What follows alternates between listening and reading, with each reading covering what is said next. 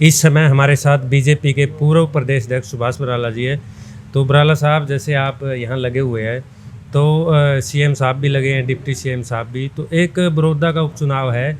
आखिर जो पूरी गठबंधन सरकार है यहाँ पर आकर बैठ गई है, क्या लगता है कि इतना जो है इस बार जोर आजमाइश क्यों करनी पड़ रही?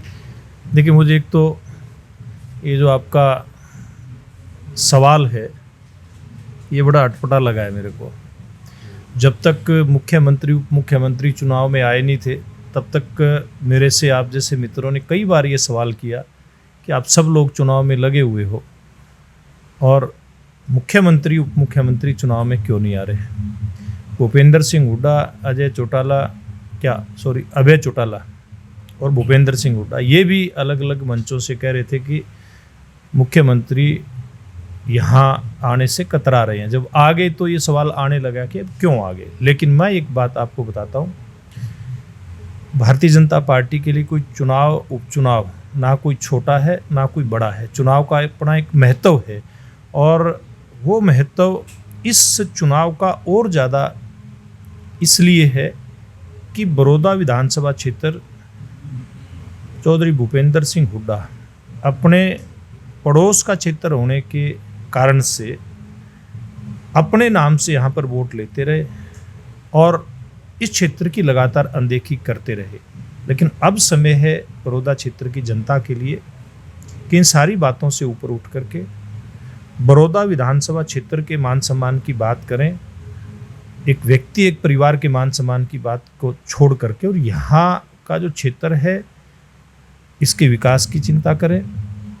यहाँ जो सरकार की योजनाएं हैं वो कैसे लागू हों, यहाँ पर उच्च शिक्षा के लिए 2 महिला कॉलेज, यहाँ पर यूनिवर्सिटी, रोजगार के लिए यहाँ पर आईएमटी जैसी घोषणाएं मुख्यमंत्री जी ने की हैं। इसलिए महत्व इस बात का इस चुनाव में है कि यहाँ के क्षेत्र का विकास हो, यहाँ के क्षेत्र की जनता है उनकी विकास के अंदर सरकार के माध्यम से भागीदारी हो।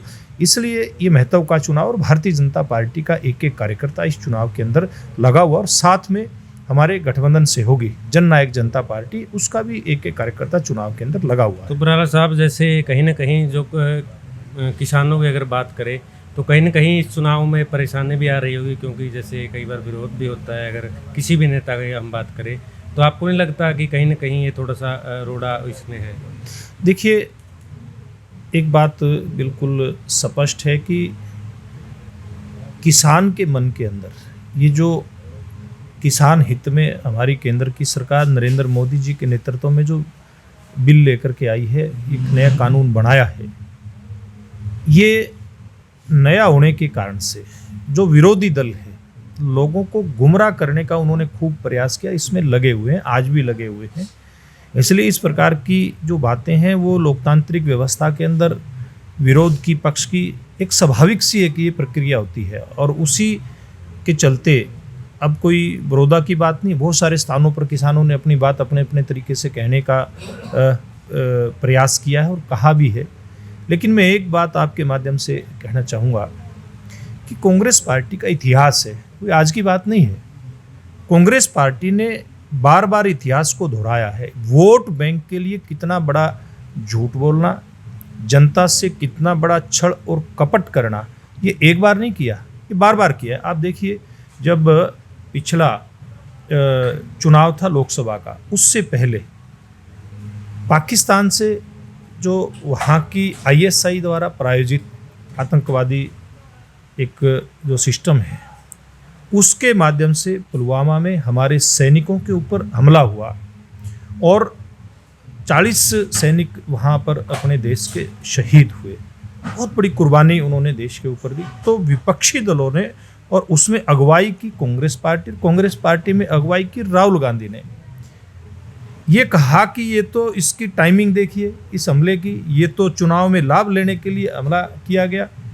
बाकी पार्टियां भी इसमें लगी अलग अलग तरीके से। सब पार्टियां जो विपक्षी दल हैं, चाहे आम आदमी पार्टी की बात करें, ममता बनर्जी की बात करें, मुलायम सिंह की पार्टी की बात करें, सब लोगों ने इतना एक मतलब घृणित काम किया। हमारे देश के सैनिकों की शहादत को भी राजनीति में बदलने का उन्होंने काम किया। लेकिन अभी 3 दिन पहले आपने देखा होगा पाकिस्तान की असेंबली में वहाँ के विपक्ष के नेता ने एक सवाल उठाया कि जब पुलवामा का हमला हुआ उसके बाद जो एयर स्ट्राइक हुई उसमें हमारा एक वायु सैनिक जांबाज, हमारा देश का सैनिक अभिनंदन पाकिस्तान के कब्जे में होता है। जब उसको छुड़ाने की बात आती है तो आज के दिन में पाकिस्तान के विरोधी दल का नेता वहाँ की पार्लियामेंट में कहता है कि इमरान खान ने बात करने से मना कर दिया था उसकी रिहाई के लिए, और जो अधिकारी चाहे वो सेना के थे या सरकार के थे उनकी पिंडियाँ कांप रही थी, वो बात नहीं कर पा रहे थे, उनकी टांगें कांप रही थी। मैं नहीं कह रहे, पाकिस्तान का एक बड़ा नेता कह रहा। उसके जवाब में इमरान सरकार का एक मंत्री कहता है कि हमने मतलब पुलवामा करवाया, इमरान खान ने पुलवामा करवाया। अब देखिए वो वहाँ पर सरेआम स्वीकार कर रहे हैं, पूरी दुनिया के सामने अपनी पार्लियामेंट में स्वीकार कर रहे हैं कि उन्होंने हमारे सैनिकों को मौत के घाट उतारा, हमारे सैनिकों का बलिदान उनके कारण से हुआ, और हमारे देश के नेता इस प्रकार की घृणित राजनीति करते। अब किसान बिल की बात कर लें आप लोग। अब किसान बिल के मामले में 2013 में अगर आप लोग जाएंगे, उस समय जब लोकसभा चुनाव से पहले की बात है, 10 प्रदेशों के अंदर कांग्रेस पार्टी की सरकार थी। राहुल गांधी के बराबर बैठ करके इनके नेता अजय माकन प्रेस कॉन्फ्रेंस करते हैं और वो कहते हैं कि एक इस प्रकार की व्यवस्था देश के अंदर लागू करनी पड़ेगी कि किसान का हम लोग हित कर सकें। ये मैं नहीं कह रहा, कांग्रेस पार्टी के नेता की मैं बात बता रहा हूँ। और वो कहते हैं कि हमारी सरकार 10 प्रदेशों के अंदर है, हम अभी जो सब्जी मंडी है उसमें इस व्यवस्था को लागू करते हैं, जो व्यवस्था इन 3 बिलों के माध्यम से, यानी कि मंडी से बाहर खरीद फरोख्त की जो है व्यवस्था, इसको लागू करते हैं, और उन्होंने किया भी। दूसरी बात, कैप्टन अमरिंदर सिंह अपने पूर्व के कार्यकाल में पंजाब के अंदर जो इन 3 कानूनों में एक कानून है जो कॉन्ट्रैक्ट फार्मिंग का, उसको पंजाब के अंदर लागू करते हैं।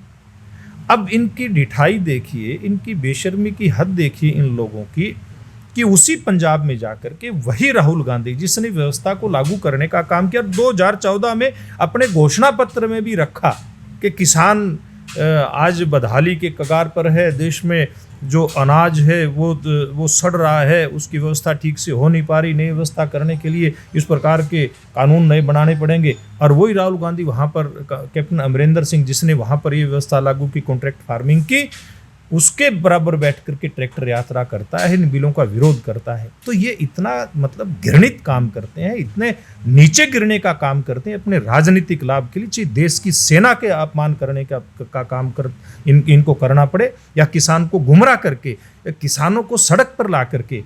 और किस प्रकार से चौधरी भूपेंद्र सिंह हुड्डा, हरियाणा के पूर्व मुख्यमंत्री, पिपली के अंदर किसानों को गुमराह करके वहाँ उनके आंदोलन में जाकर के कहते हैं, और यहाँ आकर के कहते हैं कि 2007 में मैं ऐसा कानून बना करके गया कि एमएसपी को कोई ख़त्म नहीं कर सकता। तो अब ये जो दोहरा चरित्र है इन लोगों का, ये जनता के सामने आ गया है। और देश के प्रधानमंत्री नरेंद्र मोदी जी, देश के कृषि मंत्री नरेंद्र तोमर जी और हरियाणा प्रदेश के मुख्यमंत्री मनोहर लाल जी ने एक बार नहीं कई बार स्पष्ट किया है कि एमएसपी खत्म नहीं होगा। ये जो कानून बना है, ये तीनों ही कानून किसान के हित में है, किसी भी रूप में विरोध में नहीं है। तो सर कहीं ना कहीं गैप है, जैसे किसानों की अगर बात करें, कई क्षेत्रों में जैसे विरोध प्रदर्शन करते हैं कि सरकार जो है उनको किस तरीके से उनको समझाएगी कि आखिर उन तक जो पूरी जानकारी है वो अभी तक नहीं है। देखिए, पूरी जानकारी देने का हम प्रयास करते हैं, हमने जगह जगह कार्यक्रम किए हैं, हमने पार्टी के नाते भी किए हैं, और सरकार के माध्यम से भी हरियाणा ही नहीं पूरे देश में इस प्रकार के जहाँ जहाँ विषय किसानों के बीच में गया है, वो जहाँ दुविधा में है, किसान समझ नहीं पा रहा है, वहाँ किए हैं। लेकिन कई बार एक बात आती है, हरियाणा के बड़े नेता रहे, किसान नेता रहे, देश के नेता रहे, चौधरी देवीलाल जी, वो एक बात कहते थे कि किसान को बहकाना आसान है और समझाना मुश्किल है। अब धीरे धीरे करके वो मुश्किल अब आसान होती दिखाई दे रही है, किसान धीरे धीरे समझ रहा है।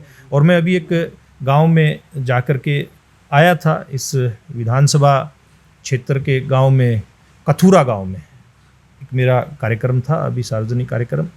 जब उसमें लोग चर्चा कर रहे थे, जब मैंने अपनी बात रखी, उसके बाद आपस में जो चर्चा होती है उसमें एक बात कही, बुजुर्ग वहाँ पर चर्चा कर रहे, उन्होंने कहा भाई कांग्रेस तो इतने साल से 70 साल से राज कर रही थी, उस वाला काम तो देख लिया, अब ये बीजेपी वाले कह रहे हैं, नरेंद्र मोदी और मनोहर लाल जी कह रहे हैं, इनका भी देख लें कि बता उन वाला तो ठीक आया ना, इनकी इन वाले की सूत आ जाए। इन वाला ठीक हो, इसलिए देखना चाहिए।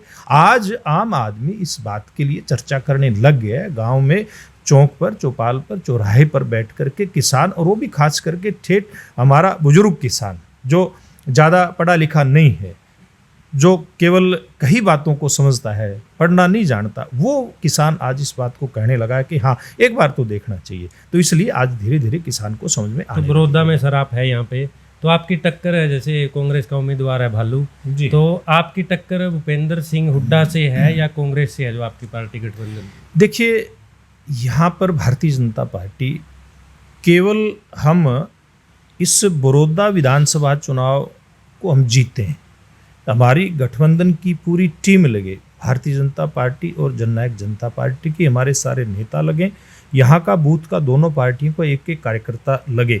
हमारा फोकस केवल इस बात पर है।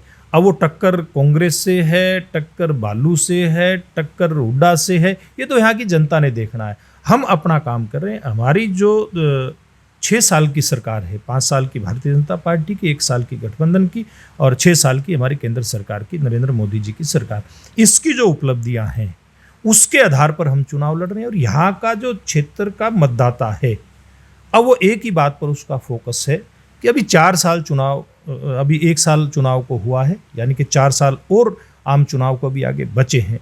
इसलिए इस कार्यकाल के अंदर, इस समय के अंदर कैसे हम बड़ौदा विधानसभा क्षेत्र की जनता है उसके जन कल्याण के काम करवाएं, और कैसे हम विकास के काम करवाएं, कैसे हमारे नौजवानों को, बच्चों को अच्छी शिक्षा मिले, और कैसे अच्छी शिक्षा के बाद रोजगार मिले। यहाँ की जनता का फोकस इसी बात के ऊपर है। वो इस चक्कर में बिल्कुल नहीं पड़ रही मुकाबला किससे है किससे नहीं है। तो कितने आश्वस्त है बराला साहब इस सीट को लेकर?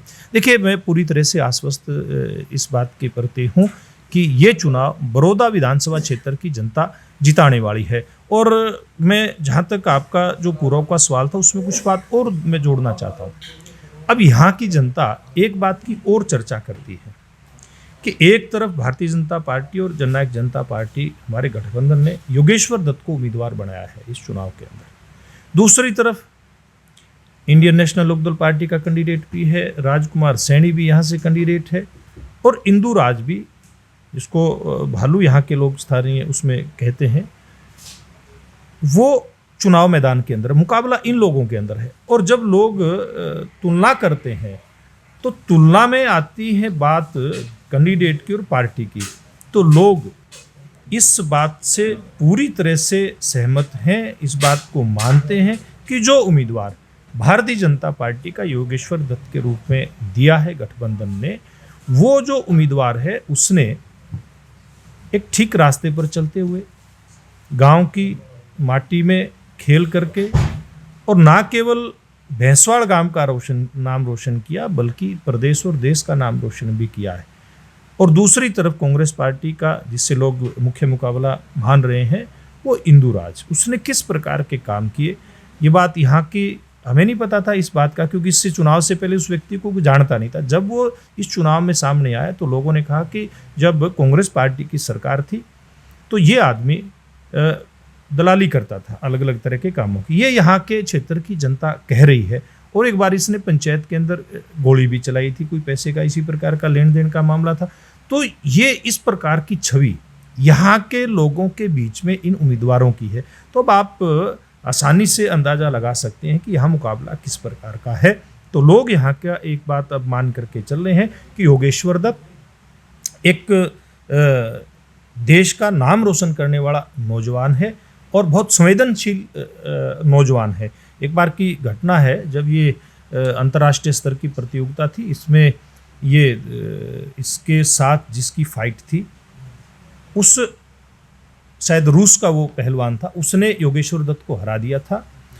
योगेश्वर दत्त को कांस्य पदक मिला, उसको रजत पदक मिला। तो उसकी एक्सीडेंट के अंदर उस पहलवान की मौत हो जाती है और फिर इसके पदक की प्रमोशन होती है, यानी कि इसको एक स्टेप ऊपर उसमें पदक भी मिलना था और उसमें खेल का इनाम भी मिलना था उस प्रतियोगिता में जो जीतता है। लेकिन इसने उसको लेने से मना कर दिया और कहा कि मैं हमारा एक साथी खिलाड़ी उसकी जान गई, इसलिए ये जो मेरे को पदक का प्रमोशन और उसमें जो इनाम की राशि है वो मेरे को जो मिली है उसमें उसको अस्वीकार करता हूँ। इस प्रकार की जो खेल भावना रखता है ऐसा उम्मीदवार भारतीय जनता पार्टी और हमारे गठबंधन ने दिया है, तो लोग अब मन बना चुके हैं कि योगेश्वर दत्त को जिता करके भेजें। जी शुक्रिया बराला जी। तो हमारे साथ थे पूर्व प्रदेश अध्यक्ष और नवनियुक्त चेयरमैन सुभाष बराला जी, जिन्होंने तमाम हमारे सवालों के जवाब दिए। देश प्रदेश की ताज़ा तरीन खबरों के लिए बने रहे सच कहूं के साथ। देश विदेश की तमाम खबरों से जुड़े रहने के लिए सब्सक्राइब करें सच कहूं और बेल आइकन प्रेस करके पाएं हर लेटेस्ट अपडेट सबसे पहले।